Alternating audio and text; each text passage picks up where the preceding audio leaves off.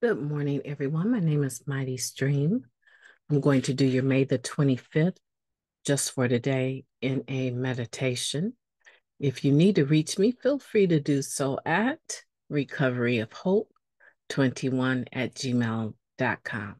I hope everyone is doing good this morning. Okay, let's get into the meditation and see what beautiful gift we have. It is entitled Good and Bad Feelings. Good and bad feelings. A lot happens in one day, both negative and positive. If we do not take time to appreciate both, perhaps we will miss something that will help us grow. IP number 8, just for today.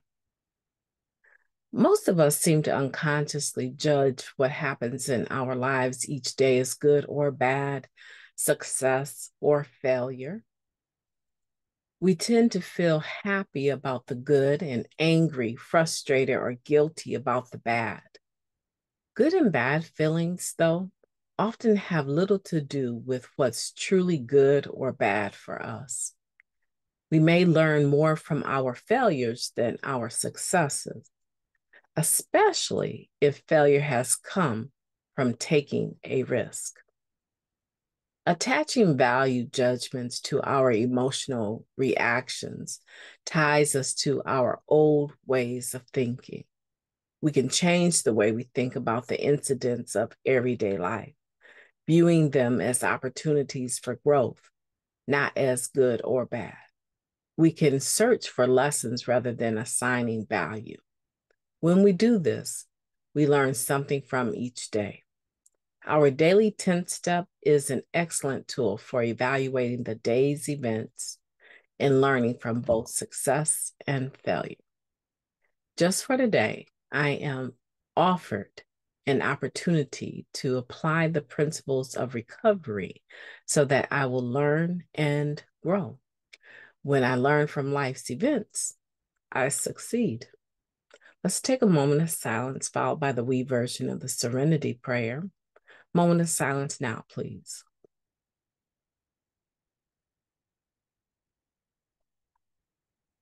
God, grant us the serenity to accept the things that we cannot change, the courage to change the things that we can, and the wisdom to know the difference. Just for today, please and thank you. Good and bad feelings. Okay, so my perception of this meditation is that I haven't had enough coffee to understand it. I'm just joking, guys. I'm sorry. I feel silly today. I am so sorry. Okay, seriously. My perception of this meditation is that it's a no-brainer, but maybe it's not. Maybe it's not a no-brainer. Good and bad. Okay, so when I initially, and I still do this, it's not even about, before recovery and after recovery, or before recovery and once I'm in recovery. I still have issues with automatic negative thoughts. Okay, we call them ants in the field of psychology.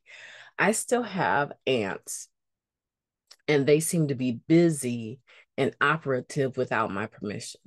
So these racing thoughts, these negative thoughts, that thought in the back of my head that I'm never going to be anything, I'm not going to be able to attain this, or why are they looking at me like this?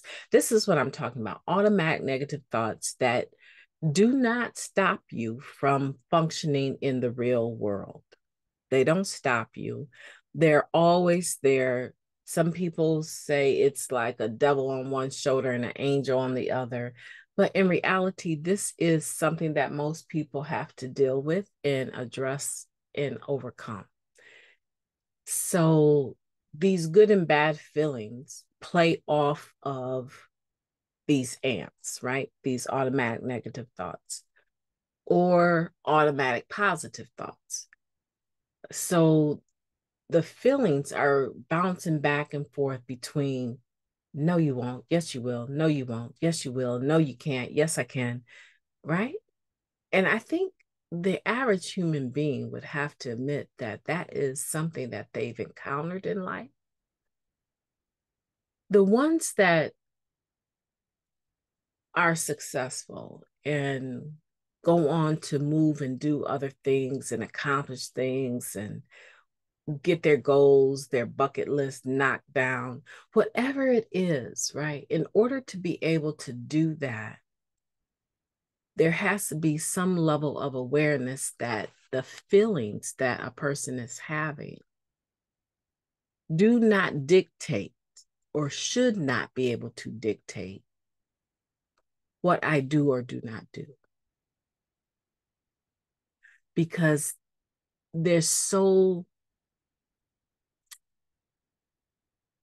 fluid, they're always moving, they're not always going to present themselves the same.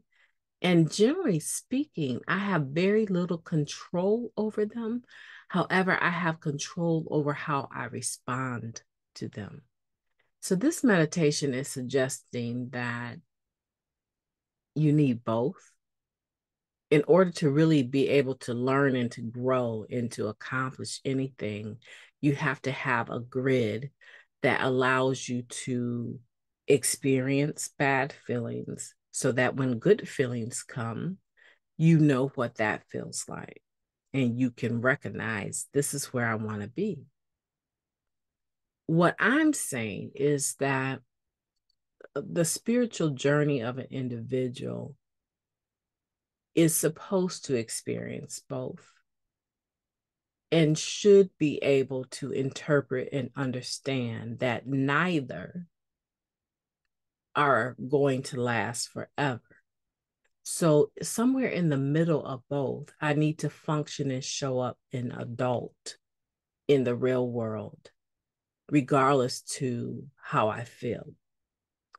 I love I love making my family happy. I love seeing them move around the house in a spirit of relaxation and comfort and joy, interacting, meeting in the front room, meeting in the kitchen, meeting in this person's bedroom, meeting in that person's bedroom, and everyone feeling comfortable enough with their own space and allowing others to integrate into their space or integrating with others in their space.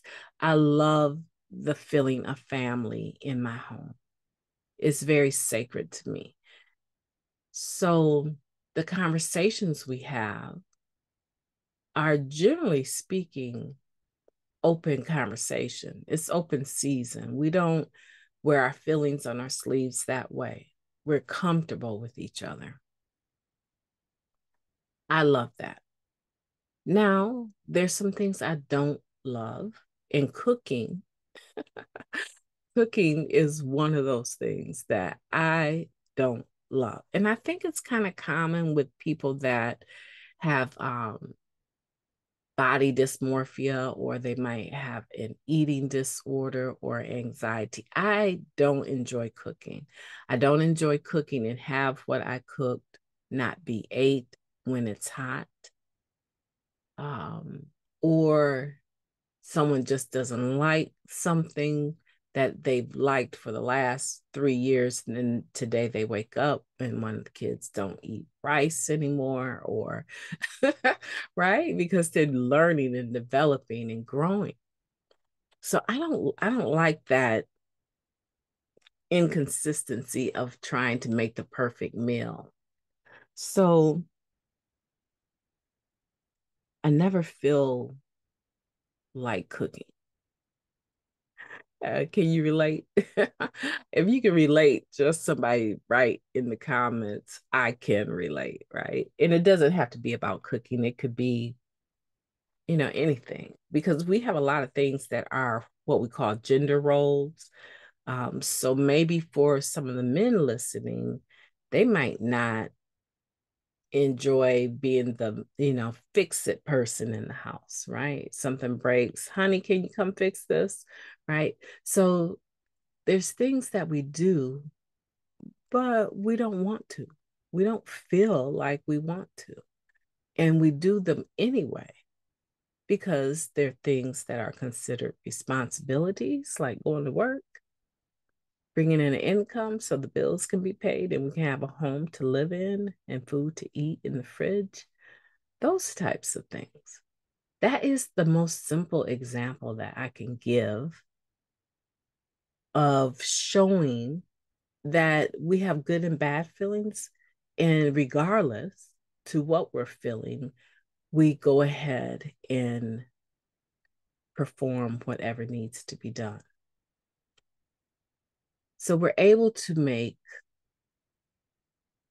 a judgment that what I am feeling is not, it's not that serious. This is not a core value of mine that I hate to cook. It's not a core value, right? It's not something that I'm violating by doing something responsible anyway. That's a successful example of being able to look at what's going on and still come through on the other side with what needs to be done. I have tons of examples like that. I'm sure that you do too. Use your 10th step as a tool to evaluate your day's events and learn from those things that you feel really good about and those things that you feel really bad about, those things that you consider successes and those things that you consider failures.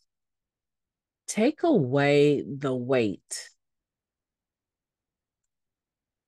of it, though. And what I mean by that is take away the self-judgment that you are a success. You are a failure. You are good. You are bad.